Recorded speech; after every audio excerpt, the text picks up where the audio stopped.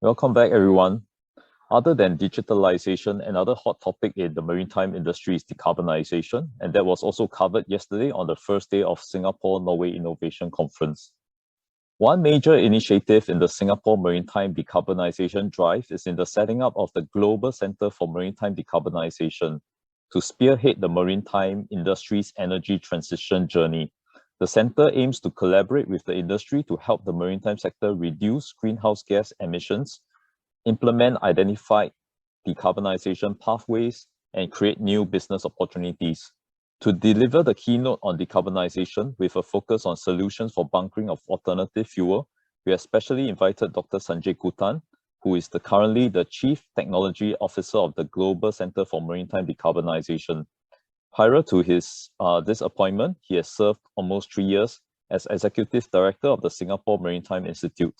Since 1994, he has worked in both the private and public sector. Sanjay, please. Thank you for that, Daniel, and very good afternoon and evening to everyone, and for hanging on in this late part of the day. It's a credit to all of you. Dan, I presume you're controlling my slides? Yeah, so yes. Could I go to the next slide, please? Just wanted to share with you the mission statement for the Global Centre of Maritime Decarbonization as GCMD. Is really to help the maritime industry eliminate GHG emissions by shaping standards, deploying solutions, financing projects, and fostering collaboration across the sectors. These words were actually chosen purposefully, and we center our activities around each of the highlighted words there: shaping, deploying, financing, and fostering. And that's our main focus. The center was set up on the 1st of August this year, and one of the main challenges is to identify where those gaps are that is preventing the scaling, the adoption and scaling of decarbonized solutions. If I have the next slide, please. This is the main slide of today's topic, and it's going to be more apparent that when we begin to look at alternative fuels, it cannot be done by any one part of the ecosystem. It would require all stakeholders along the supply chain to come together and work together to achieve safe and efficient operations of the bunkering operations.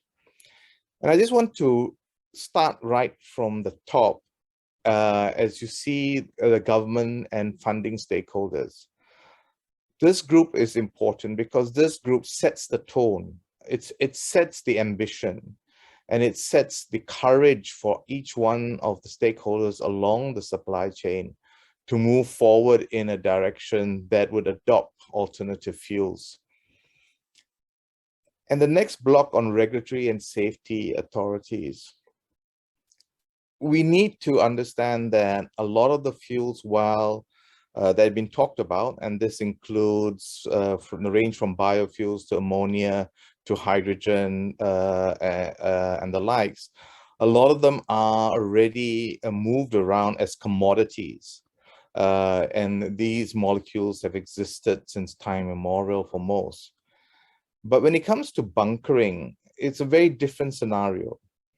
There's, first of all, multiple handshakes by different groups of people in moving the molecule all the way from the production plant all into the vessel.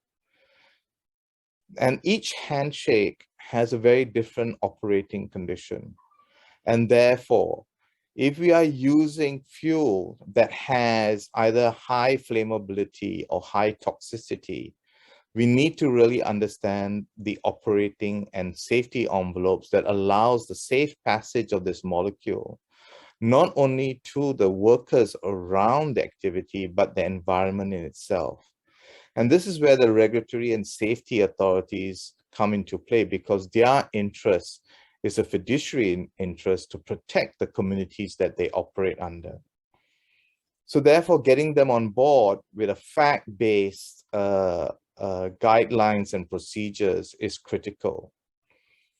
And we have the next group, which are the classification societies, consultants, and safety trainers. This group has a vast amount of experience that needs to be tapped on. Whilst they do compete from a competitive landscape, their collective knowledge is essential to both accelerate the identification of all the safety and operational envelopes and the establishment of regulatory and safety sandboxes that allow the first actual permit to bunker these new fuels. So when we start looking at the next level of fuel suppliers and port terminal operators, there will be requirements, especially on the terminal operators, to put in new infrastructure. Not all infrastructure can be converted depending on the molecule that's going to be handled. So there are investment decisions that need to be made. And like every investment decision, it's a balance between supply and demand, because the throughput and utilization of that infrastructure is going to be critical. And I'll come to that on the demand side, because if you look at the end of the page, if you're looking at it on the right-hand side, it's the cargo owners eventually who is going to put commercial pressure on the vessel operators to essentially say, I want my goods to be transported on a green supply chain mode, right? And therefore, it is in the future, what you're going to see is there's going to be, to remain relevant, vessel operators and vessel owners need to be sensitive to the rising demand of green, either through green procurement or green citizenry, that is demanding cargo owners to look for green supply chains to move their goods and services. Now, when this happens, the vessel operators then are going to look for supply chain for these green molecules, and the bunker suppliers who are caught in the middle between the production and the use need to then begin to look at their own assets, whether they have to start investing in modifications, but also to look at their manpower, whether they are trained to handle the new molecule. And if they're going to be trained, are there guidelines and procedures that they can adhere and be trained around to make sure that the safe passage of this molecule does not threaten life and the community around it operates. And this therefore brings us to the last group right at the bottom. While pictorially at the bottom, the institutes of higher learning are going to be contributing a lot of knowledge that allows us to at least make this transition in a safe manner. So at the end of the day, when we look at alternative fuel bunkering, it is very important to realize that the safe handling of the molecule is paramount. It will determine the risk matrix, the insurance policies, the underwriters, and the ability for the regulators to feel comfortable that this molecule can be bunkered safely across different stakeholders and different operating crews. And the other thing that's going to be important is the color of the molecule. While we learn about how to transport this, at the end of the day, if we are truly going to decarbonize, using ammonia or hydrogen or even methanol, they have to have a green footprint from a low life cycle analysis, and this is going to be paramount. But until that day comes, we at least need to learn today how to handle the molecule safely and provide the users and along that supply chain with the proper guidelines that will protect their workers and the community they operate in. The next page, please. So with that regard, GCMD launched a call for invitation for proposal to do a study to establish both safety and operational guidelines for the bunkering of ammonia. This was launched on the 8th of December, and GCMD will facilitate discussions with the regulatory bodies to help achieve a holistic approach towards our ability to demonstrate and pilot bunkering of ammonia in Singapore. There are quite a number of packages and work streams there. But I think more importantly for all of you who are listening, who want to be involved in this project, if you could go to the next page, please. We have set up an industry consultation and alignment panel called ICAP. So we will welcome those who are interested to participate and contribute to the establishment of such guidelines to scan the QR code and register your interests. Thank you very much for this opportunity to speak, and over to you, Daniel.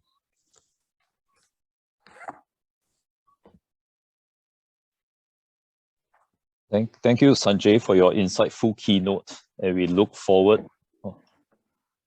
Thank you, Sanjay, for your insightful keynote, and we look forward to the exciting upcoming projects and initiatives from Global Center for Maritime Decarbonization. One of the most effective strategies for reducing greenhouse gas emissions is to switch from conventional fuels such as heavy fuel oil to alternative fuel.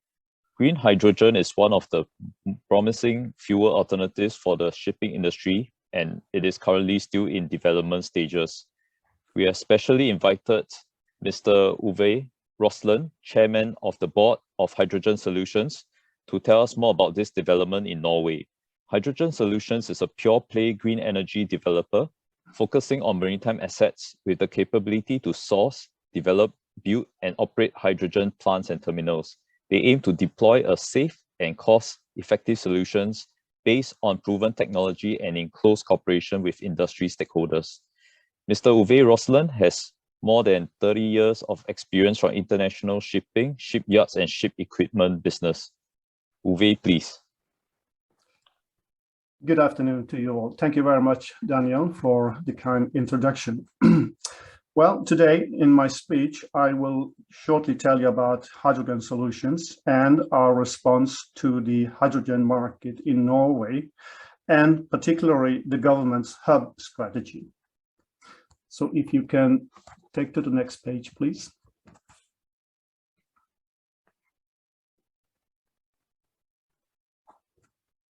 Daniel. Next page, please. Push 2 times. Yes. Yep. Yeah, thank you very much. Okay, shortly, Hydrogen Solution is a very young company, but we have built on experience from 2 solid owners from the hydropower industry and gas technology in Norway. One of the owners, SNIC, is a large Norwegian hydropower producer which develops, builds, and operates hydropower stations. They are established in 1946 and has been working with hydrogen since 2013. The other owner is Liqualine, which is an innovative gas technology company that since its inception in 2005 has worked with turnkey deliveries for bunkering to the LNG industry. Has since 2018 focused on hydrogen. The company's ambition is to develop, to build, to own and operate hydrogen facilities with focus on the maritime market. Our solution enables on-site production of green hydrogen and an energy supply system based on renewable energy. Next page, please.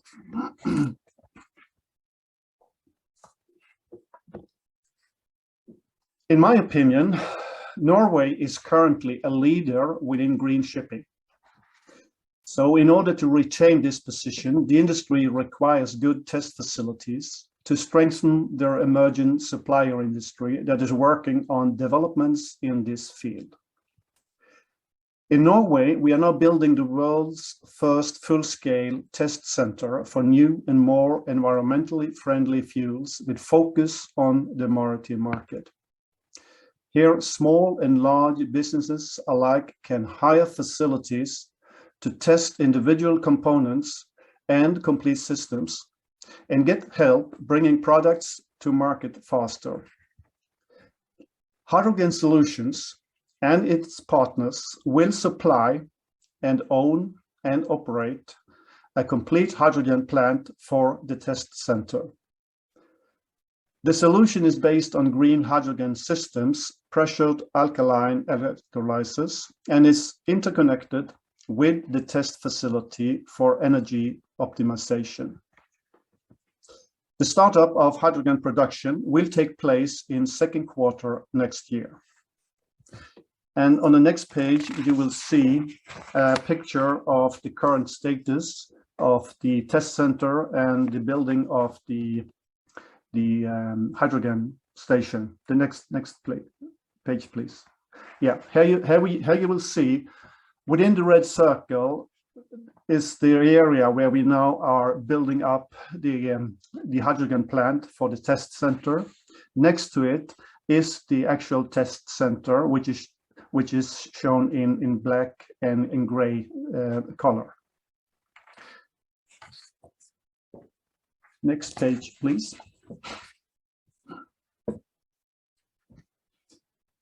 We strongly believe in local production and consumption of green hydrogen. Why? Well, because you will be able to get the cheapest end user cost, and cost is of major importance in maritime industry. As you can see in this example, the distribution cost will be a significant part of the client cost, because transporting compressed hydrogen gas by truck, rail car, ship, or barge in high-pressure tube trailers is very expensive. In addition, the evaporation costs in each transmission line will be present. But there are trade-offs between centralized and distributed production to consider. Hydrogen production centrally in large plants reduces some production costs, but increases distribution costs. Hydrogen production at end use, for example, at filling and bunkering stations, significantly reduces distribution costs. And this is shown in the figure to the right, when we look at levelized cost of hydrogen, where electricity accounts for 65% of the costs and capex 25%. So lower price for locally produced hydrogen opens new local business opportunities, and this creating values locally as well. Next page, please.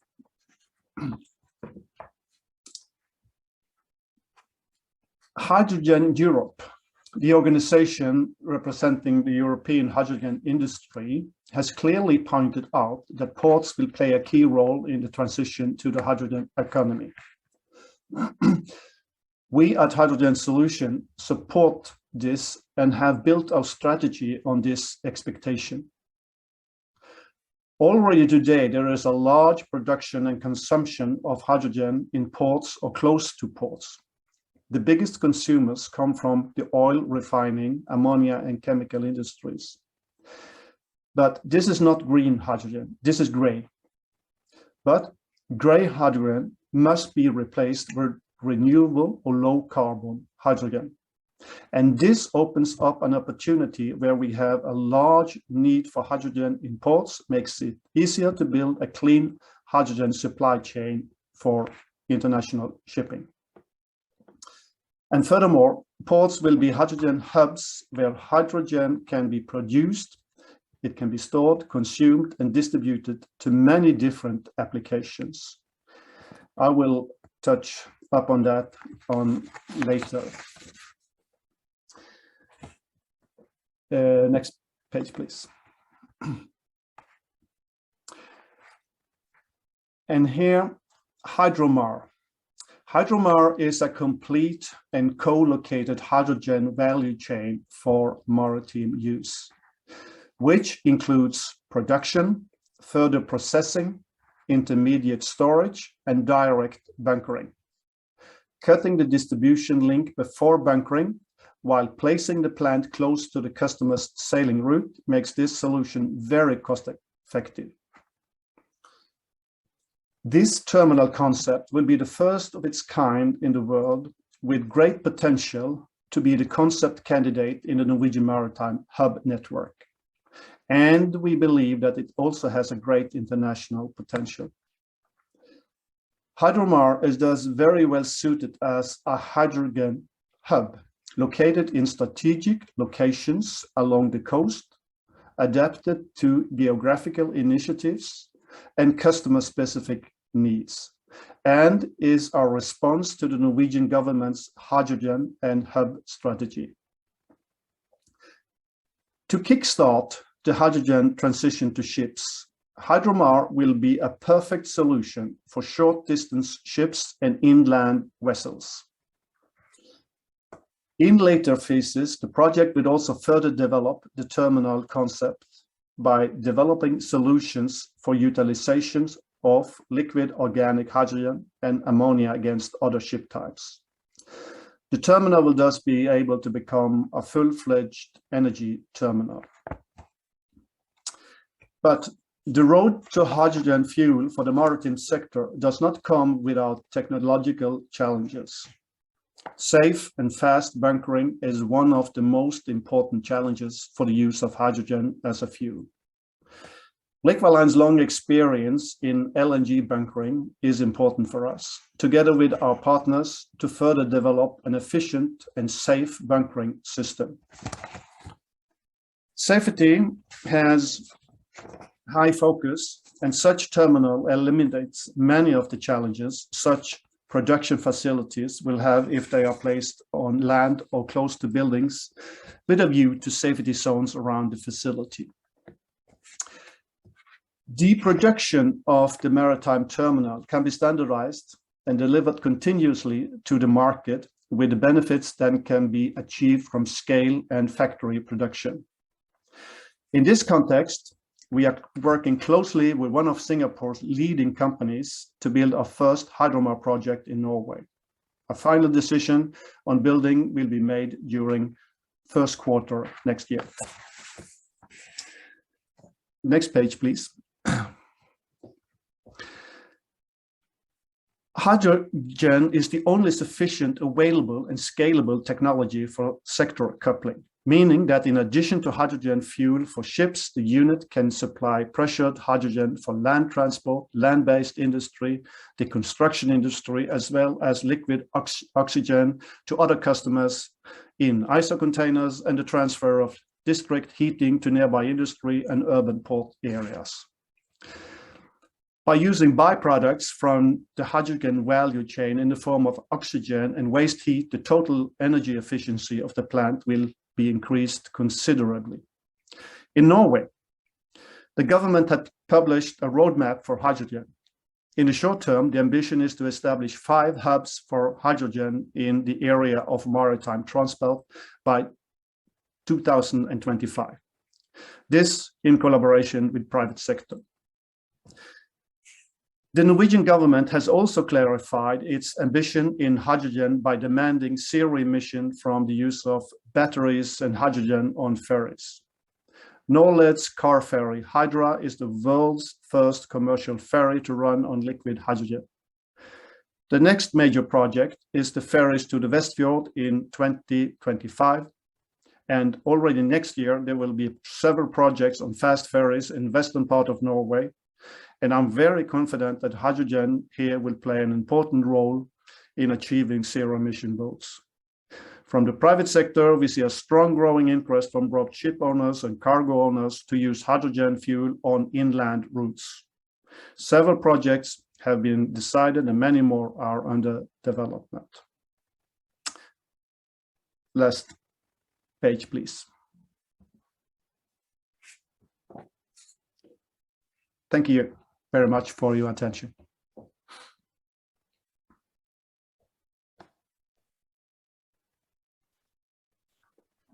Thank you, Uwe, for your insightful keynote and giving us a better picture on potential hydrogen solutions.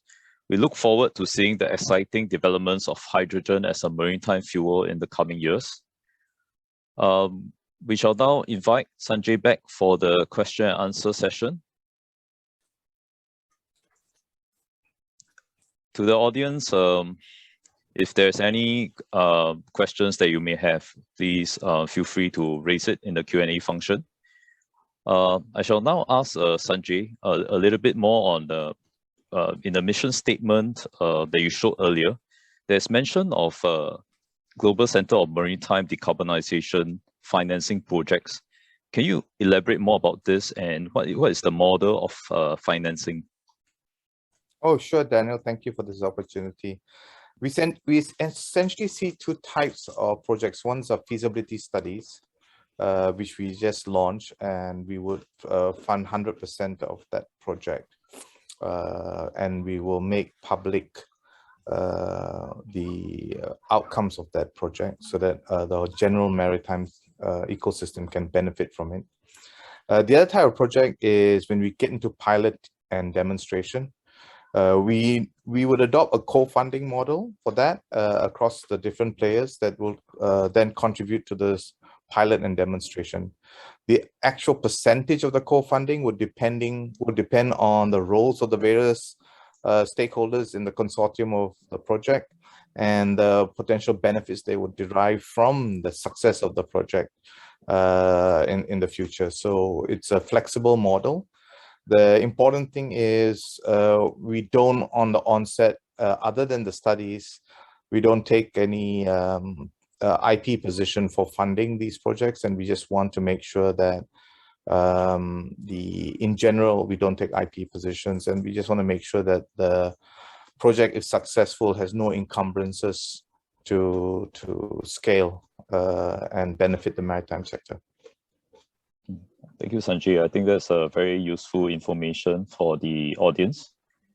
I would like to ask Uwe one question as well.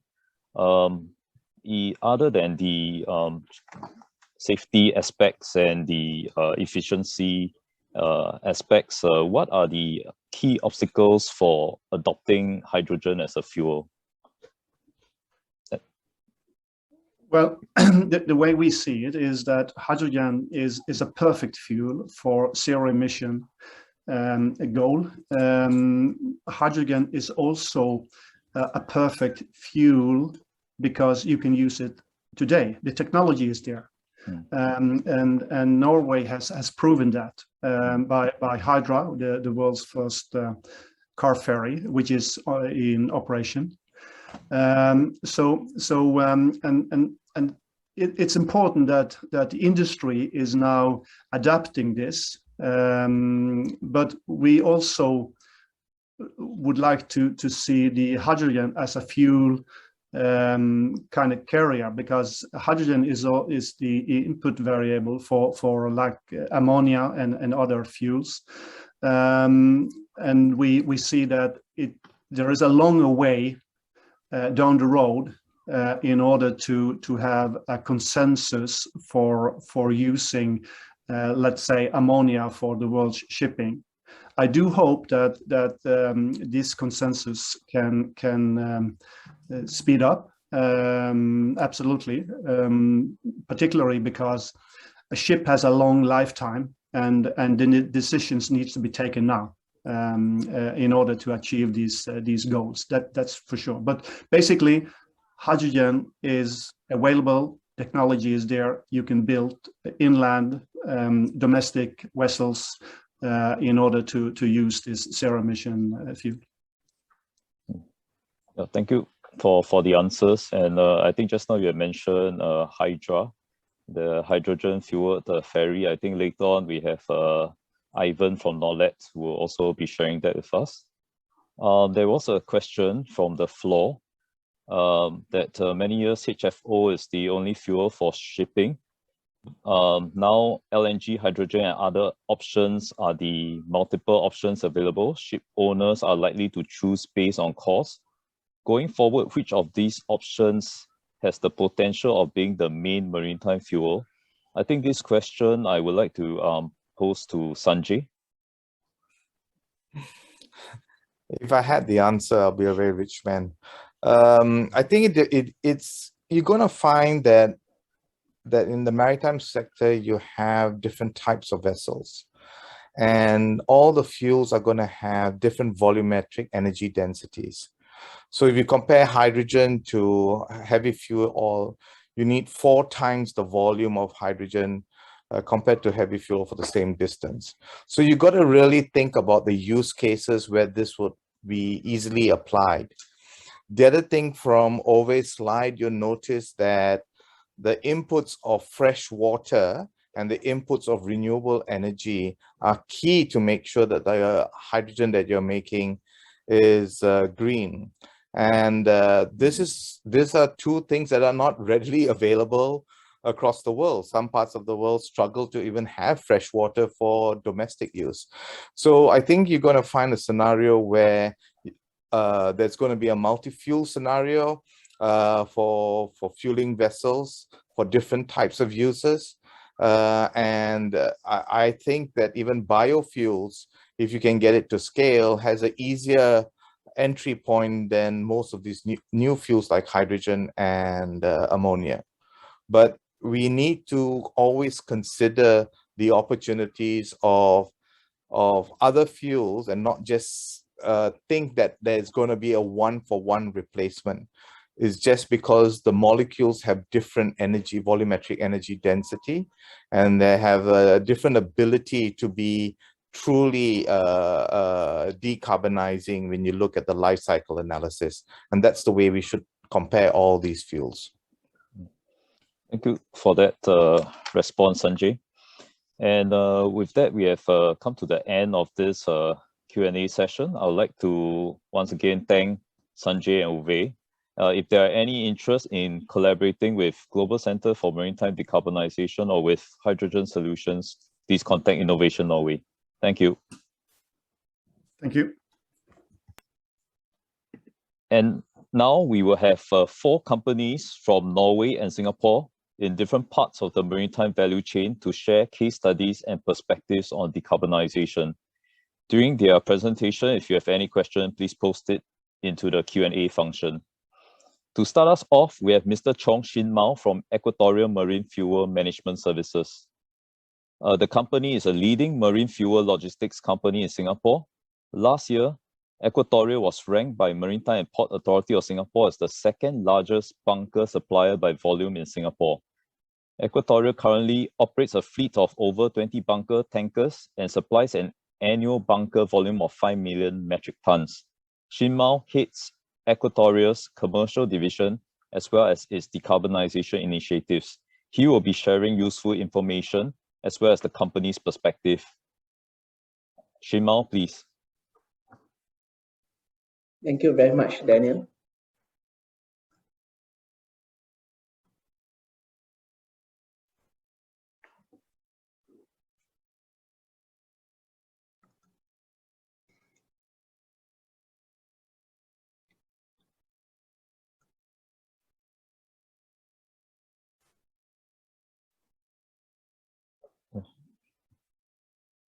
Shima, will you be sharing your slide? Yes. Yep. Okay, yeah. Sorry, some issues. Okay. Okay. Yep, great.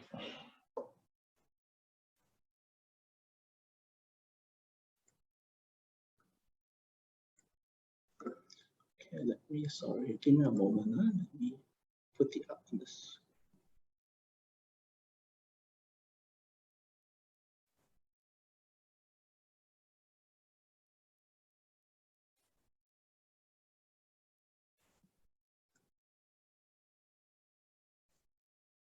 Okay, you all can see the screen? Okay. So, okay, distinguished guests, friends, good day to everyone. I am Sheen Mao, Director of Equatorial Marine Fuel, and I will be presenting on the topic, charting a course for the future, succeeding in the green transition. In the maritime industry, carbon emissions are largely caused by the usage of marine fuel to generate electricity, energy for ships to sail. Adoption of greener marine fuel, therefore, lies at the heart of the maritime industry's decarbonization efforts.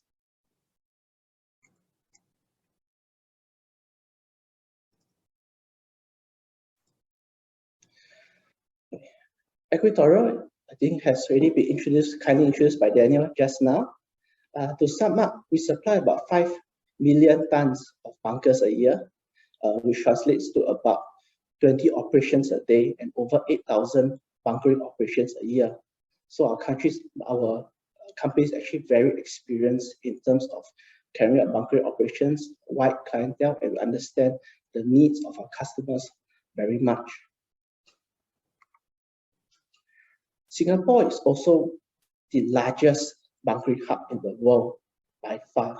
As you can see, Singapore supplied almost 50 million tons of bunkers last year, compared to the second and third, which supplied about 10 million each. So this puts Singapore in a very special position to review and to help facilitate the development of future marine fuels.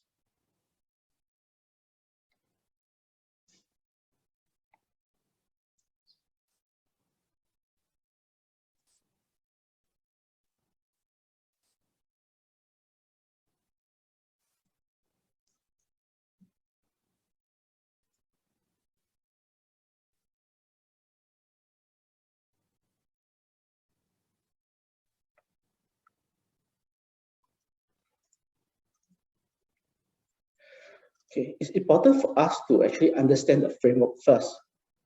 Under the International Maritime Organization, the initial greenhouse gas strategy is to reduce the carbon intensity of the international shipping community by at least 40% by 2030 and 70% by 2050, compared to 2008. However, this strategy will be revised next year.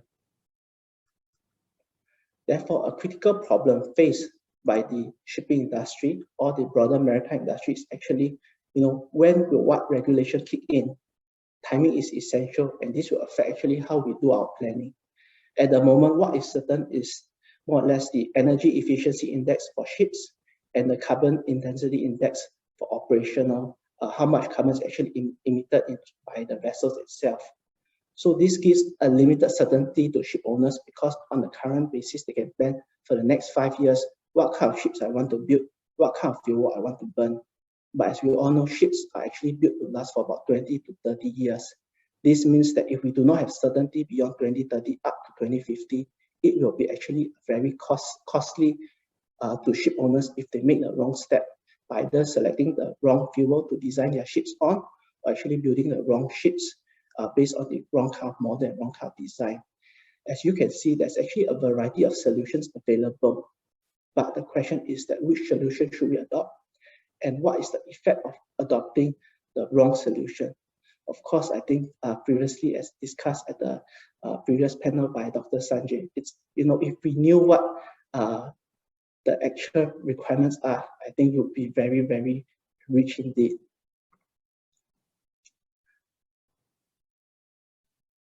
These are the set of commonly available or discussed alternate marine fuels. But one important point to take note is actually not just what is the marine fuel, what is its carbon intensity, but actually, how is it actually created? At the moment, the marine industry actually looks at marine fuel from perspective of a tank to wake kind of model.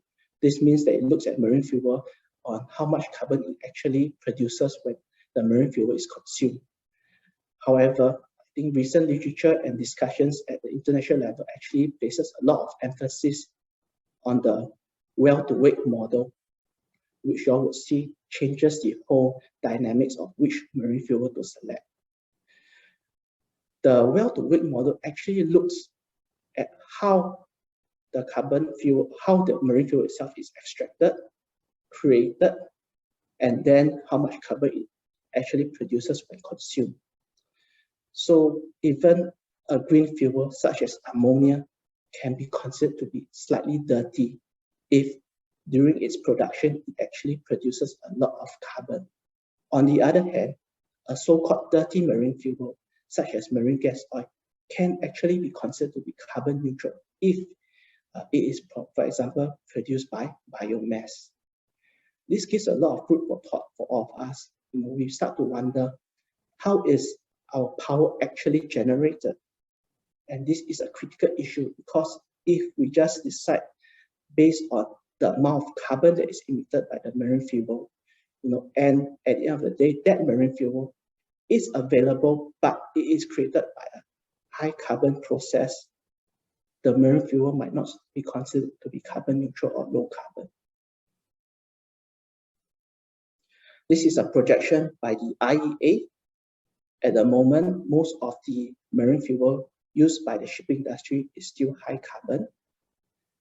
Even by 2030, based on the current policies announced by the various nations and international organizations, actually we're only looking at perhaps 2%, 3% of the marine fuels being utilized as low or zero carbons. However, based on the sustainable development scenario, we expect more countries to make new announcements on how they would like to comply with their climate change obligations. And even so, by then we see perhaps up to about 3 to 4% of the marine fuel being consumed by the shipping industry to be low or zero carbon. It's only up to when we reach 2050 that we would see a significant change. So this is a lot of things for ship owners and stakeholders in the maritime industry to consider. How do we get there? When do we want to plan our moves? And what things should we consider along the way as well? A potential game changer is carbon offsetting. This is quite interesting because carbon offsetting actually allows us to relook at how we want to actually solve this decarbonization problem. If, for example, the shipping industry cannot come up with new technology in time, or there might be availability of fuel, but the aviation industry is able to pay a higher premium for such fuel, then can the shipping industry still, comply with its decarbonization obligations? Carbon credits or carbon offsetting actually gives an opportunity whereby if the marine industry stakeholders are willing to pay, perhaps they can fund other decarbonization initiatives or projects in other parts of the world in a more economic and cost-effective manner. The EU has already introduced the emissions trading scheme but there's a difference between carbon credits and carbon tax. For the EU, it's about taxing ship owners. Carbon credit, basically, it's at the moment for shipping industry, it's more on a voluntary basis, but it's not recognized by IMO or any national or regional organizations. Of course, then again, this might change. So if let's say we are spending a lot of money to perhaps develop certain kind of technology, but the next day IMO steps in and say, look, we're happy to introduce a carbon tax or carbon credits, then again, it will affect the whole economics of decarbonization in the maritime industry. So how do we succeed? Because, we live in a so-called VUCA kind of world today. It's important for us to be adaptable, flexible, find the right partners. This is where companies such as Equatorial also feels that, look, if you're interested in developing something, why not approach us? We are happy to work together with you and to find a solution with a broad base of customers. We understand ship owners very well. And I think more importantly, we understand the economics behind selecting the right marine fuel. It's not just about choosing, but at the end of the day, businesses have to make sure that their business is viable. Timing is everything. We feel the pulse of the market. When the LNG prices go up, what are the other alternatives we can do? I think already mentioned by CE of MPA yesterday, Singapore is looking towards a multi-fuel future. Therefore, at the same time, how can we explore different options, hedge our risks, and also, but continue at the same time to innovate. As you can see from the presentation, there's also other bodies in Singapore, the IMO Singapore Next Gen Online Portal, the Global Center for Maritime Decarbonization, and the Maritime Energy Sustainability Development Center of Excellence. So, whether it's research, it's actual test bedding, or, it's just about trying to find out what the available technology and what other people are doing. It's quite an interesting ecosystem we have over here. And one last point to note is, very importantly, digitalization will form key aspect of decarbonization as well. If we're looking at the well-to-wake model, how do we know that the fuel that we receive from our supplier of today is actually carbon neutral? So it's likely that there will be a case from all the way from its extraction, there might be a tracing through blockchain technology to make sure that from extraction to creation to delivery on board the vessel, it's all being tracked, that it is a so-called low carbon or carbon neutral process. Okay, with that, I end my presentation. If there's anything else more, I'm happy to answer it either offline or at the Q&A session later. Thank you. Thank you, Shin Mao, for the very informative presentation. Next, we shall have TICO 2030. TICO 2030 contributes to the green transition in the maritime sector by delivering technology that helps ships to reduce their environmental and climate impacts. TICO 2030 is developing hydrogen fuel cells that enable ships and other heavy-duty applications to become emissions-free. Mr. Torre Enger is the founder and chairman of TICO Maritime Group. Mr. Torre Enger, please. Good afternoon, Singapore. I hope that you can hear me, and I think we should be very quick up and share the screen. So I hope that you can see the screen now. So we are sort of on a mission towards what we say zero emission. So thank you very much for having us talking about what we are doing. And let me just see how I can change the slide. TICO 2030, in brief, it's a clean tech company. We have history back in the early 90s. We have almost been 27 years in operation, and we have been established in Singapore since 1995. And I think that our group of people in our office today contains about 15 people group-wise.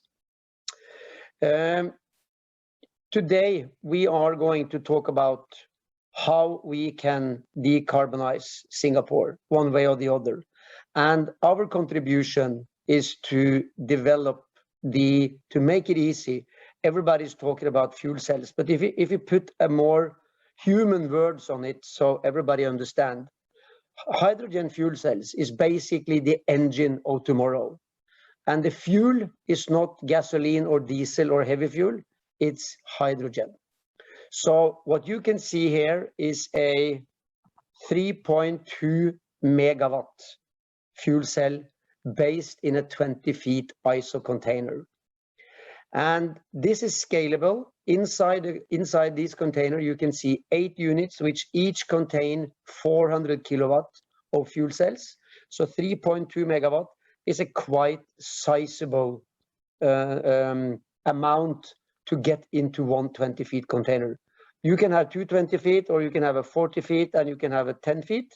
This is scalable from 400 kilowatts and up to as many megawatts as required. Couple of weeks back, we finally got our approval in principle from DNV, which of course is for us fantastic. It's one of the leading class society, if not the leading class society in the world. And we are producing fuel cells for the maritime and the heavy industry.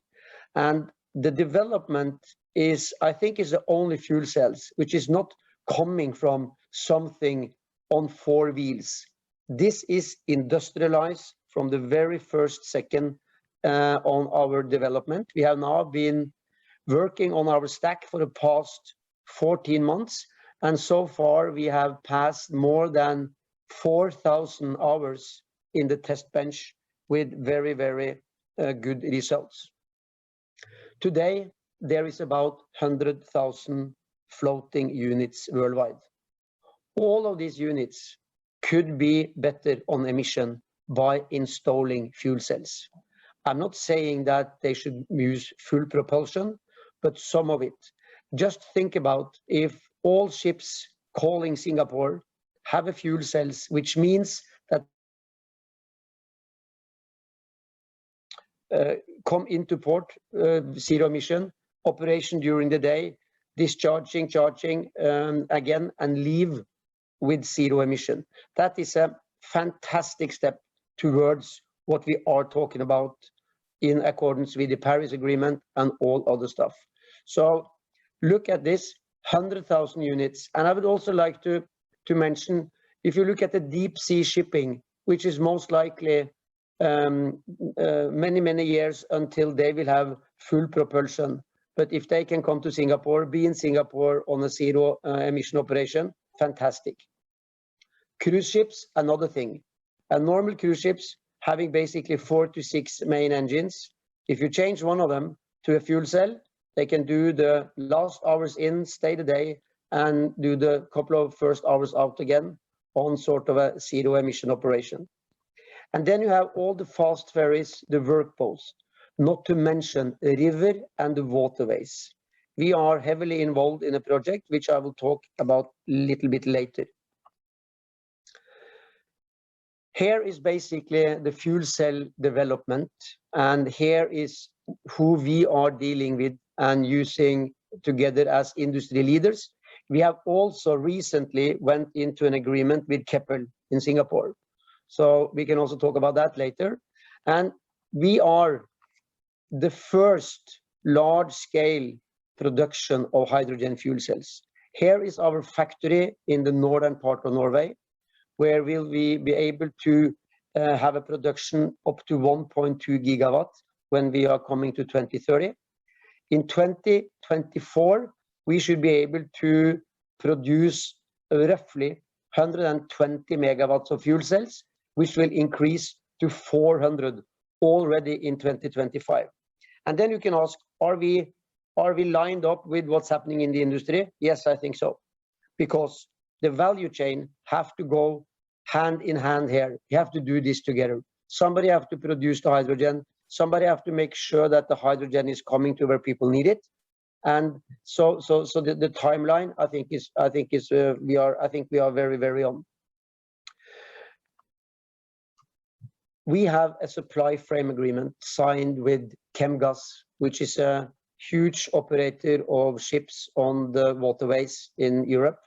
And one of the biggest hydrogen projects in Europe at the moment is what we call green hydrogen at the Blue Danube.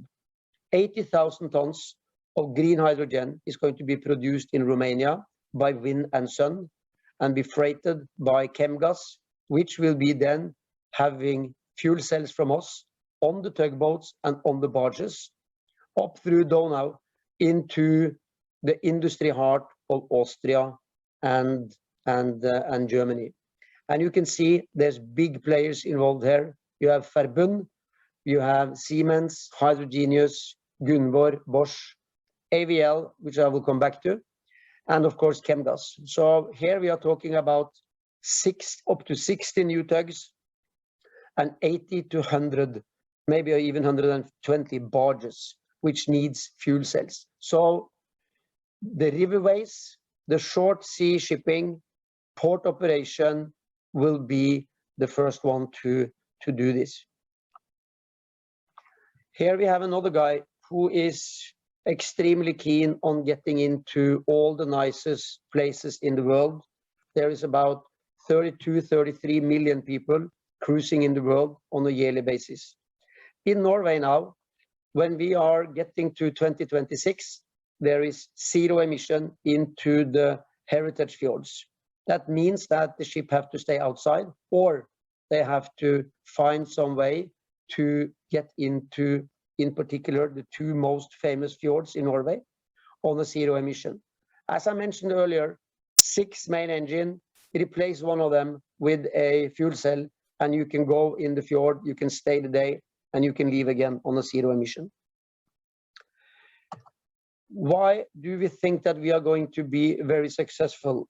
We are cooperating with AVL in Austria, which is the largest independent company in powertrain development since the past 70 years. AVL is developing engine. They have done more than 1,500 engine designs. 11,000 people is employed worldwide, and they are our partner in the fuel cell development.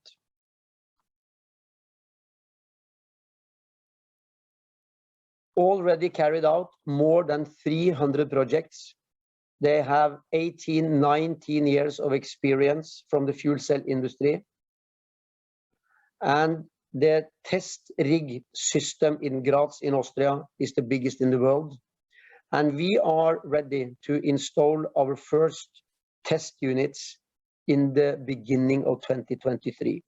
These pilots are already earmarked, so we are waiting for new ones to come, but this is where we are for the moment. And if you ask me, there will be a lot of roads to take to make the world a better place to do. There is space for everybody. And I think that if we are going to change the world, a lot of companies have to stay shoulder by shoulder and move that huge mountain together.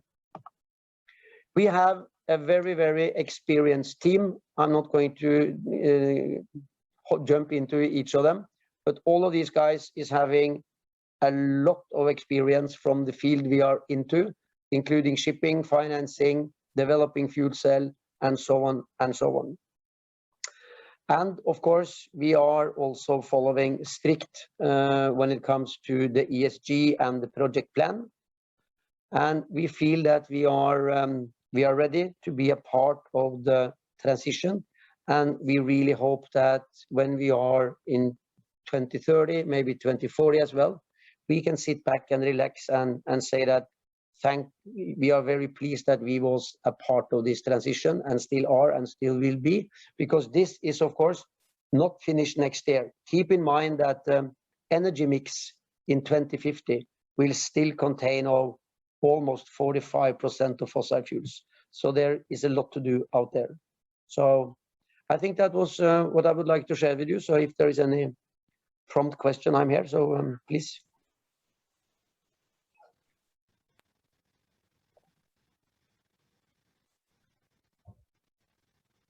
Thank you, Tori, for the exciting presentation. And it's very exciting to see the developments of hydrogen fuel cells. Next, we shall have Norled. Norled is one of Norway's largest ferry and express boat operators. The company has 80 vessels and operates ferry and express boat services. Mr. Ivan Østvik is the project manager for developing and building the world's first hydrogen-driven car ferry, Hydra, where he also develops hydrogen-driven high-speed passenger ferries. Ivan, please. Yes, thank you, Ivan Østvik from Norway there. Thank you for the invitation to speak. So we in Norled we are doing our part to contribute to this technology shift and the climate change. I've been project manager for developing, designing, and constructing Hydra, Norwegian ferry, which will be the first to run on liquid hydrogen in the world when we have it in operation in say early during the winter and during the spring. Just Norled as such, we are a ferry and high-speed operator, high-speed passenger ferry operator in Norway with around 80 ships in total. So one of the largest operators in Norway. Just to give a little bit of a background on the fuel transition that is happening here in Norway. Sorry, Ivan. We are not able to see your slides. You may have to reshare it again. Okay, sorry.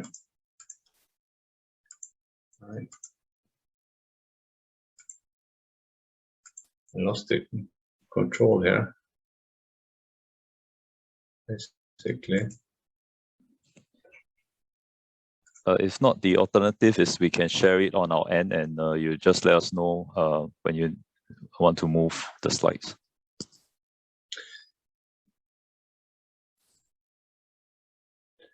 Yes, can you? Yep. Okay, now we're sharing it. Yes, thank you. Yeah, I lost the control. Basically, everything went black. Yeah, if you just go to slide 2, please. This is just showing Norled's the field of business. We're operating car ferries and fast passenger ferries in Norway. Next slide, please. And just a brief background on the fuel transition that has happened here in Norway. From 2015, we started with battery-driven ferries with the Ampere. And this transition has resulted in now next year there will be around 80 electrical driven ferries in Norway. And then also from next year on, Hydra will be in operation on hydrogen. Next slide, please. So the ferry Hydra has been a lot of focus on this. It's a sizable ship. It carries 80 car units, around 300 passengers, and notably we will have a 4-ton capacity tank to carry liquid hydrogen on board, and we have installed 2 modules, each 200 kilowatts, so it will be 400 kilowatt of PEM fuel cells on board, and it also carries 1.5 megawatt hours of batteries. So this ferry was part of a tender competition from the Norwegian Road Administration here in Norway. Norled won the tender, and this ferry is now in operation on batteries. During the winter, we will install the hydrogen system and put it in operation during the spring. We clearly see that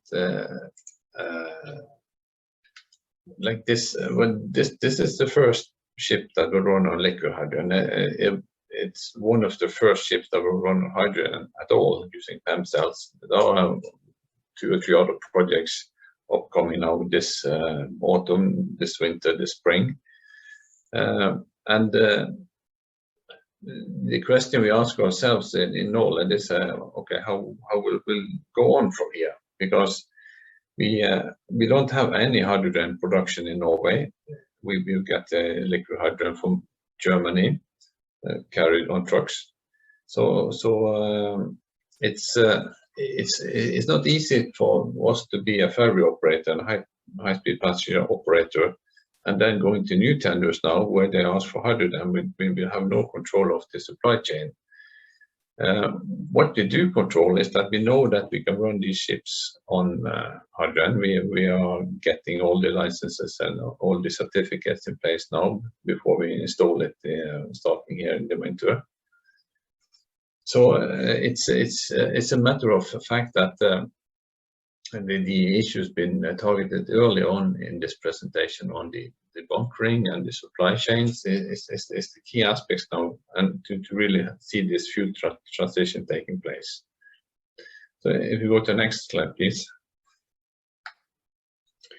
Because there's a lot of projects now upcoming here in Norway and in Europe.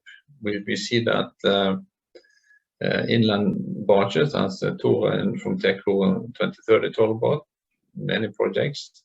I think future-proof shipping will be the first one with a barge on the River Seine, and in Asia and towards Japan we see transport vessels for liquid hydrogen being developed. And as you see in the slide now, from now on, or from next year on, there will be a number of applications in the shipping sector. Yeah. If you go to the next slide, please. So, touching upon this, in all that, we were really encouraging the maritime hydrogen supply chain to come in place. This is a huge topic in Norway. There are now national programs where they're trying to develop maritime hubs. I assume Singapore will be a similar maritime hub in the Asia region.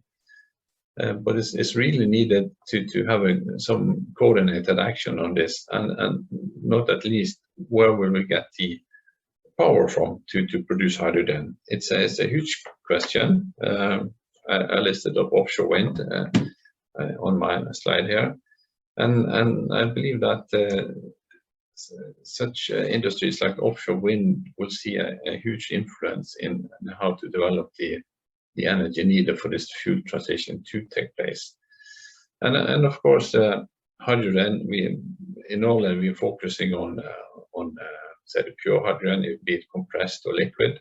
But of course, for the big shipping and deep sea shipping, there seems to be a focus on ammonia. But again, green ammonia needs green hydrogen, and then there's a talk about getting hydrogen from natural gas and so on. So as in the debate earlier today, we don't really have answers to this question: where is all this energy needed for shipping to go green coming from? I think you will see a diversification where you have localized production for the smaller ships and maybe more global distribution of ammonia for deep sea shipping. And I think the diversification you see that in the DNV report, that there's a whole range of different fuels that will be applied in the years to come. And then, of course, if you go to the cost issue, hydrogen is today much more expensive than diesel. It's maybe comparable with biofuels and biodiesel that we are working with. But in order for us to really take the shift here in Norway, what we talk about is something we call contract for difference that will cover the gap between diesel and, for example, liquid hydrogen. So this will be a national instrument that can enable ship owners to say, okay, let's go for hydrogen for this ship or this route or this shipping segment. But it's needed some kind of support to really enable the shift. Until the CO2 tax has been added to diesel and heavy fuel oils. And in Europe, we talk about the CO2 tax around 200 euros in the end or towards 2030. And with that kind of taxation on top of marine diesel oil, hydrogen would be the best economic solution for us. I think the tipping point studies from Hydrogen Europe is showing that if the CO2 tax is around 150 euros, hydrogen will be cost competitive to marine diesel. So it will be exciting to see coming to 2030 how this will result in. But we are preparing that hydrogen will become the cheaper fuel. So that's why we have been doing this project, hydrogen, and also high-speed passenger boats that we're working with. And then thirdly on this slide, the ship technology.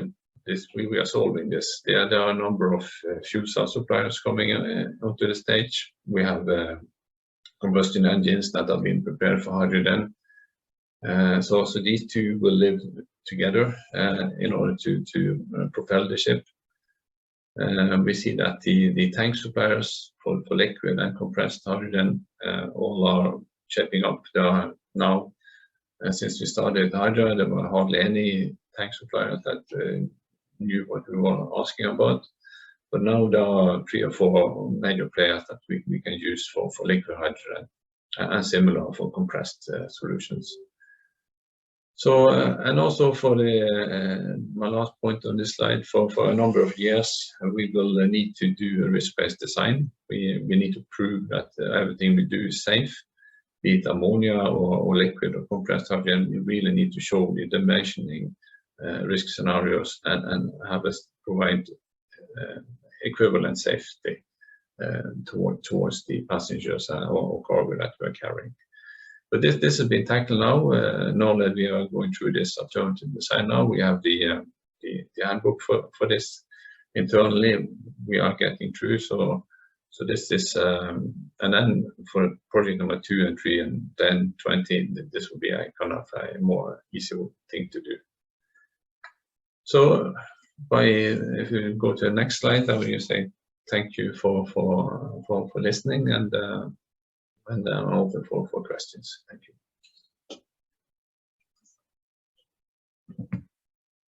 Thank you, Ivan, for the excellent presentation. Last but not the least, we have Yara International. Yara International is the world's leading fertilizer company and a provider of environmental solutions. Lise Winther is SVP of Projects and Technology in the Yara Clean Ammonia division, where she is responsible for the development of the project portfolio of green and blue ammonia projects, as well as the R&D activities in Yara Clean Ammonia. Lise, please. Thank you. I will just try to share my screen. Let's see. Share.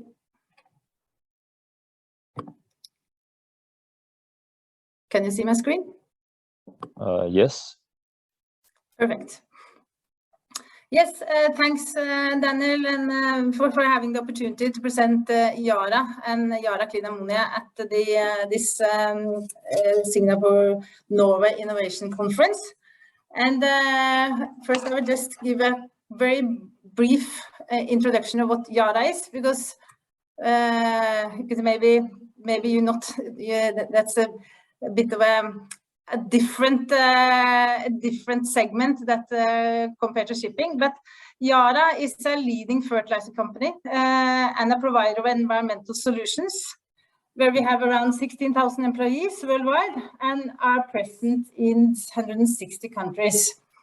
So the question is then, why are we here today? What is the link between the fertilizer and what we're going to talk about here? And the fact is that to make fertilizer, you need to make ammonia first. And by being a large fertilizer company, we have then a large ammonia asset base, and is also the world leading trader of ammonia with approximately 20% of the world market. And Yara established this February the Yara Clean Ammonia segment, to focus on enabling the green and blue hydrogen economy.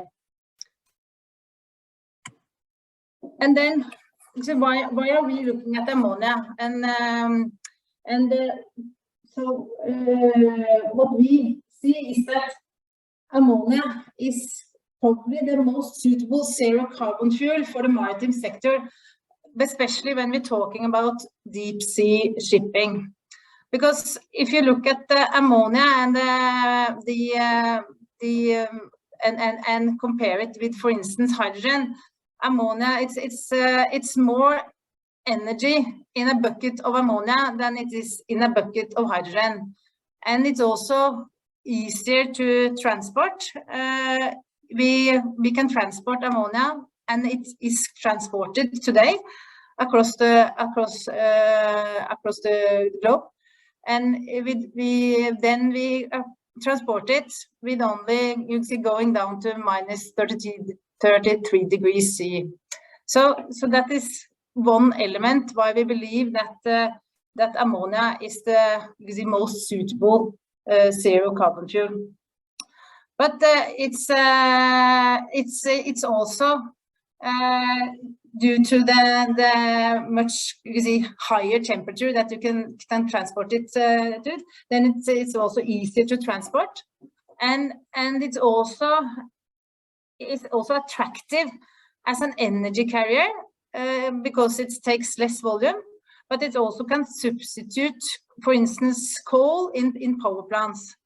So we believe that that ammonia can be an enabler both for the hydrogen economy and also for the green shift. And because the utilization of the existing infrastructure, because ammonia is produced today, it produced 200 million tons of ammonia across the globe today, but it's today produced with natural gas, and but by utilization of the existing infrastructure, then we can retrofit, and that will be probably the most cost-efficient way to early enable the hydrogen market before new capacity is coming on stream.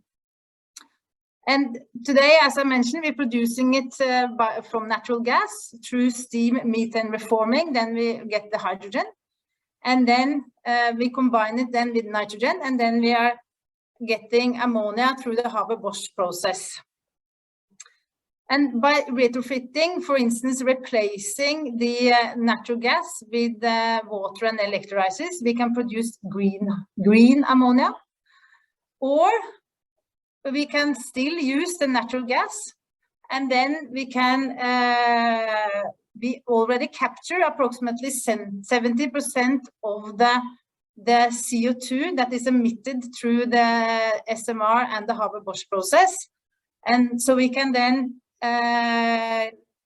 store and transport and store the CO2, and then have blue ammonia. And for green new, or for new capacity, then you can you can replace a standard SMR process. You can replace that with something called HYDS, and then you actually can, more 90 to 95% of the CO2 is already captured. So then it will be more easy for transport and storage of the CO2, and then produce blue ammonia.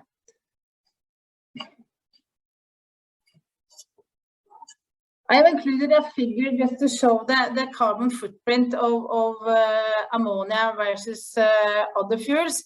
And as you see here, using gray ammonia today, if you're using the well to tank or tank to propeller, then gray ammonia has quite a high CO2 emissions. But if you go into green or blue, you see both ammonia and hydrogen is having a huge reduction. There is still somewhat left, but it's really a competitive fuel related to the CO2 footprint. So then you can say then by having the target of 40%, 50% reduction by 2050, you need to really get the reduction quite significantly. But of course, there will still be vessels out there going with heavy fuel or LNG or fossil fuel. But if you then go further to see the forecasting of how the development will go related to marine fuel, then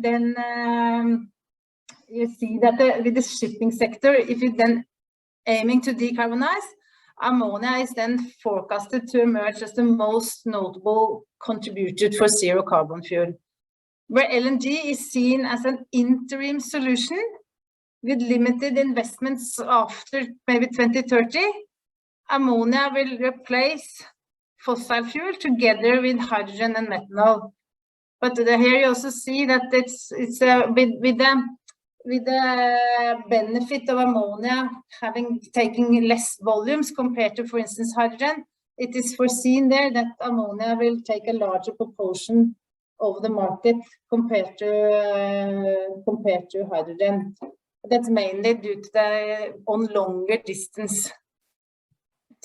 And then we see also the increased demand for ammonia. So we see more than a doubling of today's capacity. But the good thing is that we already have a capacity in the market today, so we can start testing out the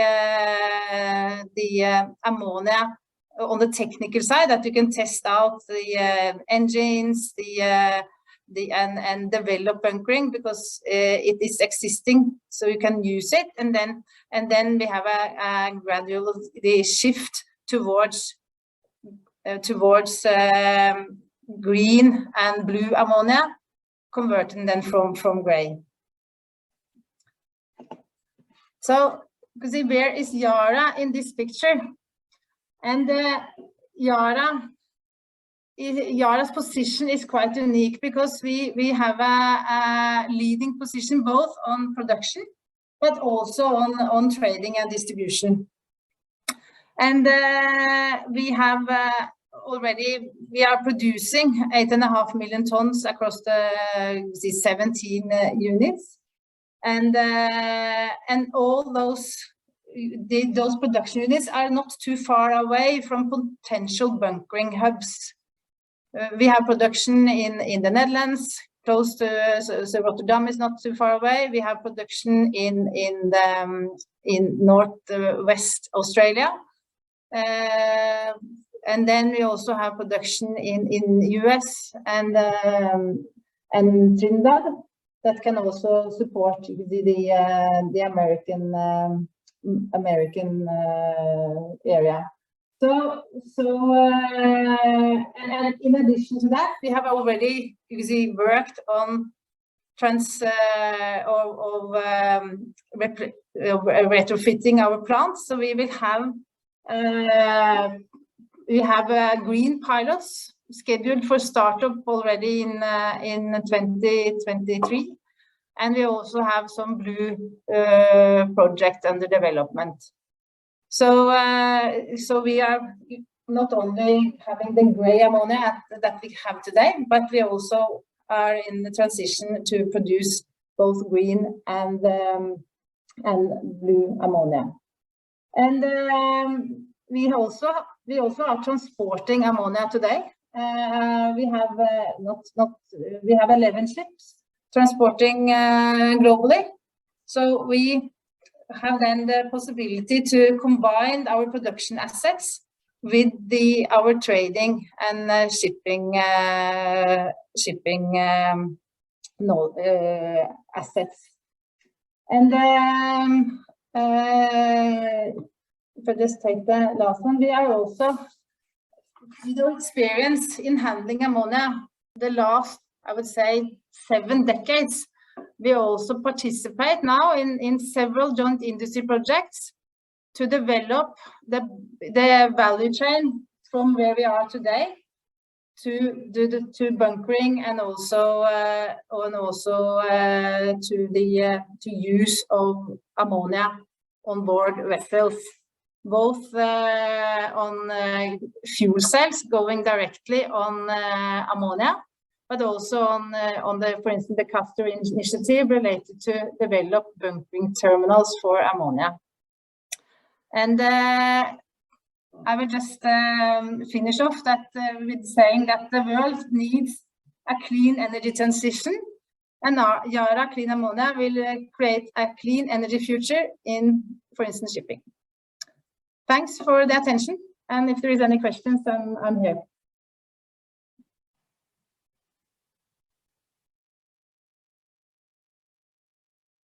Okay, thank you, Lise, for the very interesting presentation and for also showing us the possibilities of green ammonia marine fuel.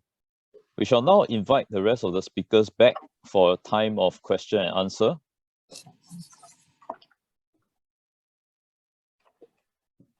And I think we have a question from the floor from Jan Paul. I think it's directed to Ivan Østvik. The shipping segment that you operate in is ideally suited for electrical storage systems, batteries.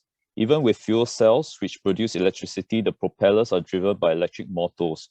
For hydrogen production, you need electricity in the first place. So why not use electricity, battery power directly on board the vessels? Yeah, yes, we when we can, we use battery-driven vessels, ferries, and high-speed boats. For this first project, Hydra, this is a pilot demonstration project where the tender requirements are instructed us to use hydrogen as fuel, and where the requirement is that at least 50% of the annual energy consumption shall be coming from hydrogen fuel cells. So, and for this particular route that Hydra is working on, yes, we can say that 100% on batteries, no problem. And that's by far the cheapest. But this is a pilot project demonstration. Yeah, thanks for the answer. I hope it addresses the question. Is there any other further questions from the floor? If not, I have a question for TICO 2030, Torre. Just now you mentioned that your company has this tagline: hydrogen fuel cells are the engines of tomorrow. I would just like to check with you, how is the performance of hydrogen fuel cells compared to traditional fuel engines? Can you please repeat? Yep. I wanted to ask you, how is the performance of hydrogen fuel cells compared to traditional fuel engines? On the PEM side, it's slightly higher, and on the SOF side, it's much higher. Okay, thanks for the clarification. And we have another question from Tom. It's not really a question but a comment. I think he's talking about advanced battery developments ongoing could change the hybrid equation. Anyone has any comments to add to that?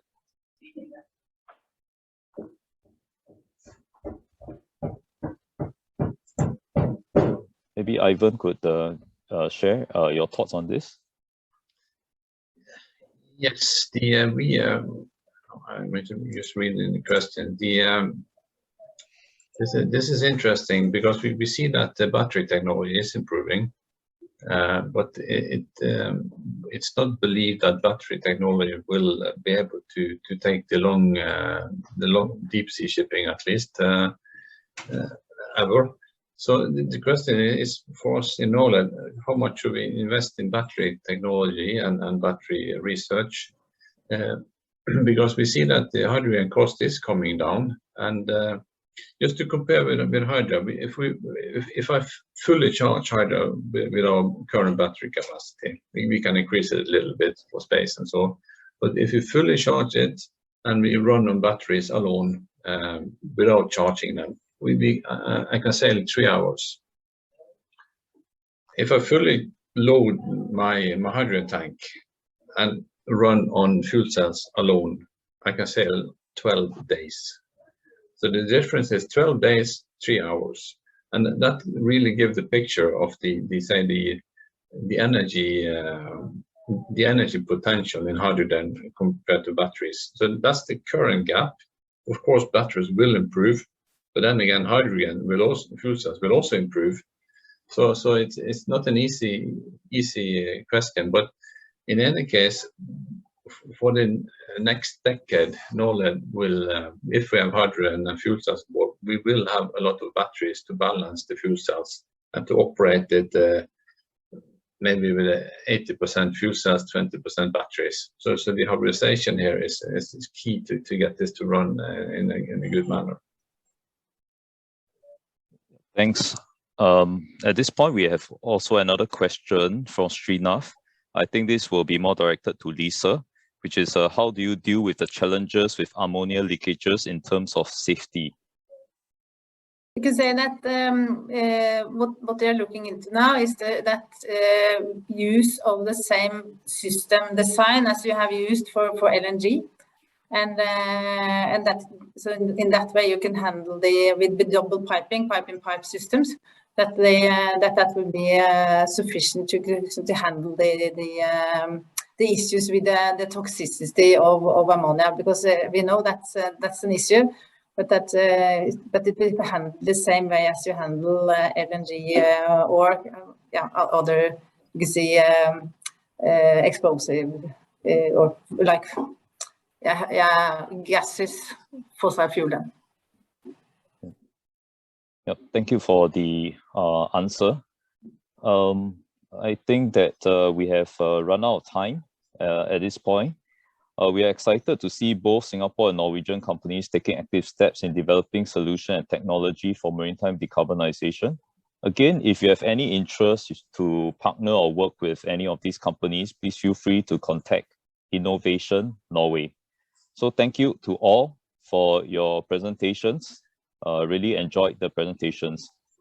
And finally, to wrap up and conclude today's program, we shall have my esteemed colleague, Mr. Per Christer Lund, Science and Technology Counsellor, Innovation Norway, to give us the closing remarks. Per Christer, please. Thank you very much, Daniel. I have the pleasure now to summarize this very interesting session of the Singapore Norway Innovation Conference, or SNIC. For those of you that joined yesterday's SNIC event, you noticed that the Minister of State, Tat, in his opening address, and also the Chief Executive of MPA, the Maritime and Port Authority of Singapore, Kwee Lee Hoon, highlighted the two most important drivers to establish the future sustainability maritime sector. It's digitalisation and decarbonisation. Today, we followed up by diving into these two aspects of the maritime sector. Thomas Ting of MPA, he started and stated that the maritime sector needs innovation as the engine for transformation and growth, and show that MPA builds an enabling environment for innovation through industry consortia, international collaboration, and startup ecosystems like the Pier 71. Thomas also mentioned the close cooperation between Norway and Singapore on research and innovation, such as the MOU between the Norwegian Research Council, and also the co-creation of solutions through processes like the Norway Maritime Innovation Process Workshop earlier this year. Jon Leon Østvik of the Norwegian Coastal Administration also confirmed and presented an impressive list of examples of the long and fruitful history of cooperation between Singapore and Norway on maritime digitalisation, vessel communication systems, and autonomy. He noted that going forward, important cooperation topics include port and harbour traffic control, route information and optimization, and on multimodal transport and efficient port operations. So my colleague Daniel, you masterly moderated the panel discussion on digitalisation and maritime communication, where we heard about the recent development opportunities on HYDS, 5G, and satellite solutions from, for example, Nakul Malhotra of Wilhelmsen Ship Services, who talked about data as the new oil, reflecting on the important aspects of data generation, data ownership, data accessibility, data management, and not at least data use and refinement. So he pointed out that the role of the various institutional facilities, such as regulator and sandbox providers to push innovation, is essential in this value chain. Dr. Francois Chin of A-Star talked about their research on HYDS, the VHS data exchange systems, especially on the challenges like communication bandwidth and signal range capacities in highly trafficked port and harbor environment. This was also mentioned by Thomas as one of the major problems moving towards utilization of 5G in the maritime sector. Hans Christian Haugli from Space Norway explained the HYDS as a two-way communication standard. To reuse John Leon's phrase, HYDS is the postman that has two communication routes, the conventional VHS ship-to-shore and through satellite, which both have their benefits and challenges. He gave examples of the huge potential for new application that high reliability and capacity satellites HYDS can offer in safety, surveillance and monitoring, route optimization, vessel IoT, etc. And finally, Peter Schellenberger of Thome Ship Management, which is one of the leading ship owner, operator, and service company located here in Singapore, talked about how extended communication and data management capabilities, and also new concepts such as drones, are effectively deployed and accepted in his organization. We met a sample of frontier technologies from a good selection of Singaporean and Norwegian companies. Nicholas Angs of F-Drones operates drones for commercial delivery of goods to vessels, and hopefully within a few years we will see their hyper-launched heavy drone being able to deliver 100 kilograms of payload over 100-kilometer range. Peter Nielsen of AOS Offshore talked about simultaneous subsea and aerial drone operations and the data platform and advanced control system that will enable this. They're also working on a 400-kilogram payload drone and firefighting and precision delivery robots. Vegard Hovstein, Maritime Robotics, presented their Otter and their Mariners, their two unmanned surface vessels, an example of their application areas such as hydrography, seismic exploration, seabed mapping, military, and R&D. Kun Yang of Super Radio presented their project on 5G-based massive MI communication in maritime environments. And Bjørn Koster of Kongsberg Nordcontrol finally presented their solution for HYDS and 5G, utilizing satellite communication infrastructure. Bjørn also listed some applications relevant for Singapore, including the Sesame 2 project, and of course their next generation vessel traffic management system here in Singapore. Moving over to the second topic of today, maritime decarbonization. Dr. Sanjay Kuttan of the Global Center for Maritime Decarbonization set the arena or the platform for defining their center's mission statement, which I believe also applies for the industry as such. To eliminate greenhouse gas emissions through national and international standards, to develop and deploy solutions, to mobilize green financing, and to fostering cross-sector, and I would add, international collaboration. In addition to drawing the map of the necessary ecosystem required for green bunkering infrastructure, Sanjay also presented their call for proposal for an ammonia bunkering safety and operational guideline study, and the invitation to join their industry consultation and alignment panel. Hope that many of the audience today are taking that opportunity. Uwe Røssland from Hydrogen Solution is very optimistic that green hydrogen solution will play an important role in the decarbonization of the maritime sector, exemplified by their HydroMart project. Uwe also stressed the importance of large ports such as Singapore as hydrogen hub and facilitator of the hydrogen value chain. We got a few commercial cases from Norway and Singapore on the green fuels, including Chong of the Equatorial Marine Fuel Management System, talk about their alternative view of the life cycle for fuels, green fuels, from the conventional tank to wake to the more holistic well to wake, also including green fuel sourcing and carbon reduction schemes. Enger proposed and demonstrated how TECO 3030s and their technology can contribute to decarbonize Singapore's maritime and heavy-duty industry using their containerized hydrogen and fuel cell solutions. Even Østvik of the Norwegian transport company Norled presented where Norway is standing on the fuel transportation in Norway, from the first L-ferry Ampere in 2015 to around 80 electrical ferries on the waters from next year and the years beyond, and the launch of the first hydrogen fuel ferry Hydra from next year. Ivan also gave a very compact and very good overview of the barriers to adoption of hydrogen as a maritime bunker. Finally, Lise, Winther of Yara presented their business case for green ammonia as maritime bunker and their role as a global major supplier of green ammonia for maritime and other industry sectors. So to round off, the impression of those 2 days of the SNIC is an increasing sense of urgency to fully understand and acknowledge the global climate change challenges and the measures necessary to decarbonize the shipping and maritime industry. But the discussions today and the presentations of innovation and technology also confirms there is much optimism and confidence that we together will find solutions to meet the industry targets for sustainability and decarbonization. The SNIC and other meeting arenas like the Norway-Singapore Science Week are a platform for us to come together, hopefully more physical in the future, to explore research cooperation, joint innovation and technology development, and to deploy commercial solutions. I would like to mention that the Norway-Singapore Science Week starts November 1st for a week, concluding with a special webinar on Friday, November 5th, on maritime electrification that is a complement to today's seminar and should be of interest for many of the audience today. We will keep you updated on the program and the registration for this event. With this, I'd like to thank the organizer of these events, the Norwegian Business Association, my colleagues at Innovation Norway, especially Daniel, and the Royal Norwegian Embassy in Singapore, and not at least the speakers, moderators, and panelists for a successful webinar today.